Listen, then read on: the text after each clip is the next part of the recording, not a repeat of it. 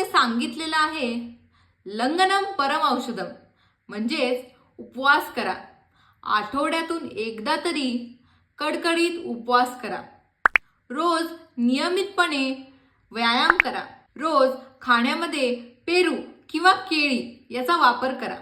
मला अवरोध जर तीव्र स्वरूपाचा नसेल तर 15 ते 20 काळे मनुके झोपण्याच्या आधी खा. रात्री झोपताना गाईच्या दुधात 1 चमचा तूप टाकून प्या.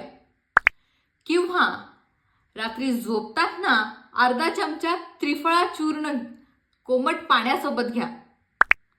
किंवा अर्धा किंवा 1 चमचा एरंडचं तेल रात्री झोपताना कोमट पाण्यासोबत घ्या.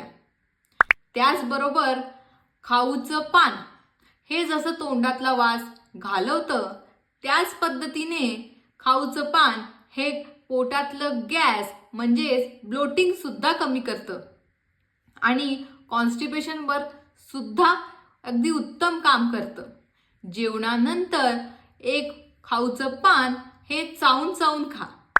उडदाची डाळ, उडदाच्या डाळीला भाजून घ्या, याची पावडर बनवा व 1 चमचा उडदाच्या डाळीची पावडर हे 1 ग्लास ताकासोबत घ्या.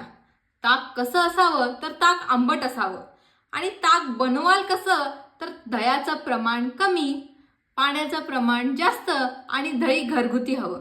तेजपत्त्याचा चहा, 3 तेजपत्ता, 100 ml पाणी, 5 ते 10 मिनिट उकळून घ्या व हा चहा दिवसातून 2 किंवा 3 वेळेस घ्या. 2-3 खजूर, चिमूटभर काळे मिरे, अर्धा चमचा तूप या सगळ्यांना एकत्र खा अनोशापोटी 1 ग्लास कोमट पाण्याबरोबर. मेथी दाण्याचं चूर्ण, त्याच्यात अर्धा चमचा तूप हे कोमट पाण्यासोबत घ्या.